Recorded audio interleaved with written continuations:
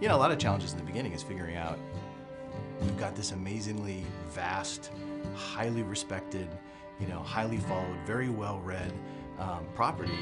How do you bring that to a game and do it justice? There are so many different things within the books that were clearly had to be a certain way. There was so much strife about whether we were going to do Tom Bombadil at all, and the conversation about, well, Tom Bombadil wasn't in the movies, and there's a reason why it was cut. We had a very strong belief on what we thought was going to make this story great. It's such a long road to get to where we are today, and there are so many different things that I can look at now and say, that was definitely the right decision, and Tom Bombadil was definitely the right decision. So at launch, it was, you know, we had 8 regions.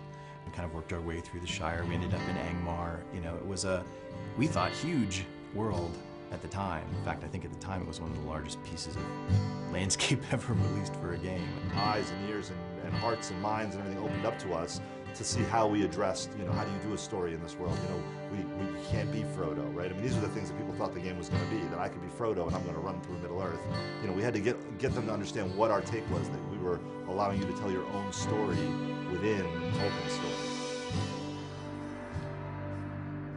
Our goal was, this has to look unlike any place that anybody's ever been in an MMO, right? And hopefully also in an RPG, because when you read about Moria, it's this big, huge, giant, expansive, cavernous place. The idea was to use, to make it a landscape space with not one, but 2 separate height maps. So there'd be a height map for the floor and then a height map for the ceiling.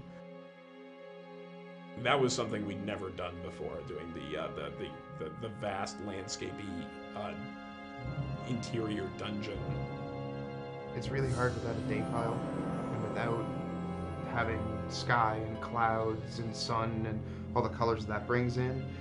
And you could have 2 stretches that have the same grass pattern, the same little huts, and you swap out sunny blue sky for crazy red, green, shimmery, evil thing, and it totally changes the look and feel. Not having that in Moria, it was much more challenging, yeah.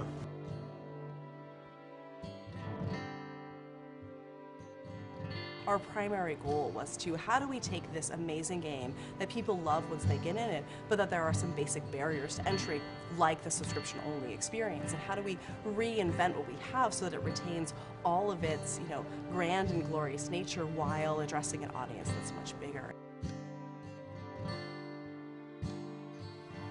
We are standing on a mound of content that is, you know, almost 10 years old, going back to when we first started early development of the turbine. I think it's a credit to the early